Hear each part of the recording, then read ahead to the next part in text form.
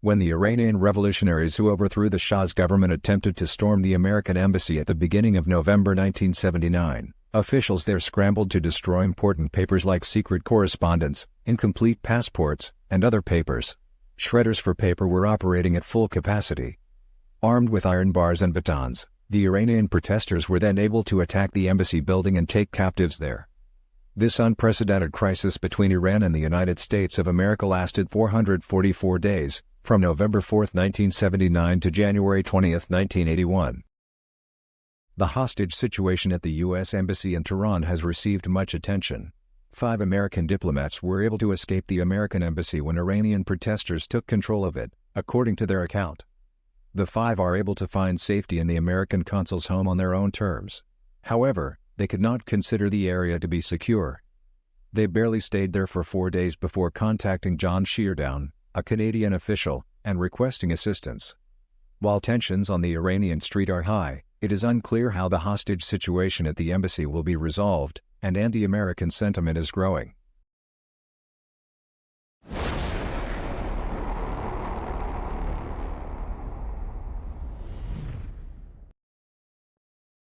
For the benefit of governments or organizations, they gather and analyze sensitive information.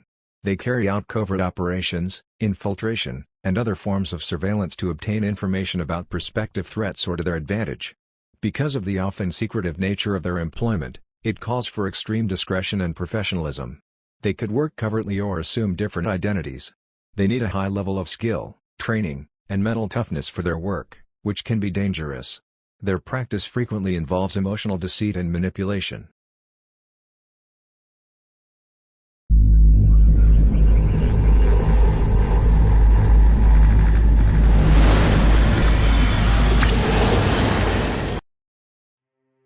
The 5 American diplomats were represented by the Canadian diplomat, John Sheardown, to the Canadian ambassador in Tehran, Ken Taylor, who recognized the potential for housing diplomats inside the embassy, while the others went to John Sheardown's residence. The choice made by Ambassador Ken Taylor was adopted right away by the Canadian government. 17 days had passed since the 5 American diplomats had escaped from the embassy when, on November 21, a 6th diplomat who had sought refuge in the Swedish embassy joined the 3 who were being hosted by the Canadian diplomat John Sheardown, who was instrumental in protecting the American diplomats who were being sought by the men of the Iranian Revolution. Away from Iran, in Canada, questions began to be raised in the press that led to thinking of a way to get those hiding in the Canadian embassy and John Sheardown's residence out before they were exposed. On December 30th, U.S. Secretary of State Cyrus Vance met with former Canadian Foreign Minister Flora MacDonald. The topic of American diplomats who were housed in the Canadian embassy was brought up during this conference, which the media did not cover in detail. It was also touched upon that there are hostages at the American embassy in Tehran.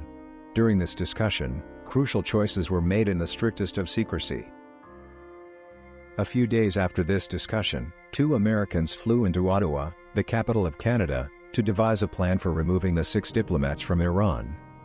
They immediately went to Secretary of State Flora MacDonald's home. Antonio Mendez was one of the men, and the other was a CIA specialist. On November 15, 1940, Antonio Mendez, best known by his stage name Tony Mendez, was born in Nevada. He worked in the arts after finishing his academic studies. When the CIA posted a job listing for a graphic designer in 1965, Tony Mendez applied. He was selected for the role and hired as an artist who was assigned to the Technical Services Department. Later, he served as a CIA agent in South and Southeast Asia before moving on to the Middle East. The tasks entrusted to him were generally related to false documents, camouflage, and all graphic work related to espionage. These were the titles of more extensive and complex tasks. In Ottawa, Tony Mendez and the expert he is traveling with must work with the Canadians to establish a plan that will allow the 6 diplomats to be removed from Iran while guaranteeing their safety. The decision was made to present the American diplomats who were sheltering in Tehran at the Canadian embassy as members of a Canadian film crew who had traveled to Iran to scout locations for a science fiction movie. Some ridiculed the idea and viewed it as an unrealistic fantasy. But even if it went beyond the bounds of safety, the circumstance in which the American diplomats were present demanded that something be done. Tony Mendez, a specialist in disguise and forged documents, offered potential answers to questions posed during the meeting with the Canadians. There is a fictitious company that exists only on paper among the documents relating to a Canadian film production company with an office in Hollywood. The 6 Americans were given contracts outlining their respective responsibilities. The simulation remained faithful to the general characteristics of earlier Tony Mendez scenarios designed to get Americans out of tense situations. The ultimate plan to get the 6 diplomats out of Tehran safely was crafted with input from Canada's ambassador to Tehran, Ken Taylor, who had been the driving force behind Canada's support for the U.S. diplomats' cause. He proposed a departure schedule that called for each of them to take a regular flight on their own from January 19. But the CIA insisted on sending 2 agents, posing as members of the production team, whose job it is to correct errors and assist in the evacuation procedure. It wasn't long before the order was issued to obtain Canadian passports for the 6 diplomats and the rest of the fake film crew. The Canadian trick, that is the name given to this operation, all of its phases and implementation have been kept secret for at least 20 years. Perhaps some information has not yet been made public. The biggest bet was that no information about Ottawa's proposal would be revealed. Each escape could lead to the death of the 6 Americans and could have an impact on the hostages held within the American embassy in Tehran. While the negotiations do not advance, the question darkens the American landscape and the government of President Jimmy Carter is put to the test. The Ottawa summit came to an end, and the Canadian trick scenario was immediately put into action. The Tony Mendez-led squad entered Iran using Canadian passports. The declared objective was to identify locations for a science fiction film to be shot in different cities. Perhaps this is what made it possible for the team to fly and enter the Canadian embassy. The Iranian street continues to boil, and everyday anti-American slogans are fed.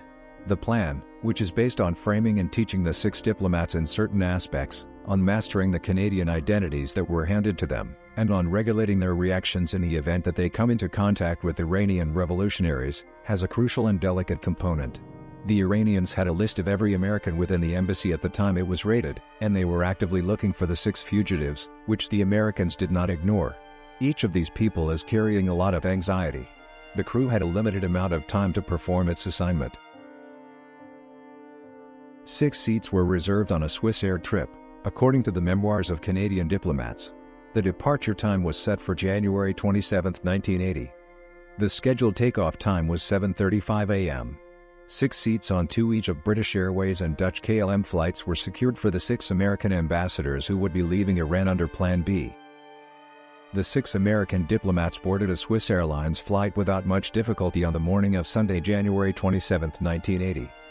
The launch did not happen on time for reasons unconnected to the Canadian ruse, but everything else happened as Tony Mendez had predicted. After the plane departed Iranian airspace, everyone was certain the plot had been successful. Officials from the U.S. and Canada have refrained from discussing the specifics of the Canadian hoax in public. 2.5 months prior, 54 Americans were still being held hostage within the U.S. Embassy building. Cinematic films, however, have addressed this process. Among the most well-known of these is the American film Argo, which was directed by actor and director Ben Affleck in the year 2012 and featured him in the title role as Tony Mendez. 3 Oscars were given to the movie, which mixed romance with the facts of emigrating from Iran. The audience got to know Tony Mendez on one of the occasions for displaying this movie because he was there. This film served as a way to acknowledge the significance of what he had accomplished, and many people may have been taken aback by his appearance. This elusive man had a gray mustache and a modest smile that was dominant in his demeanor. On the 19th of January of the year 2019, at the age of 79, Tony Antonio Mendez died in Maryland, leaving 3 notes about his path in the CIA.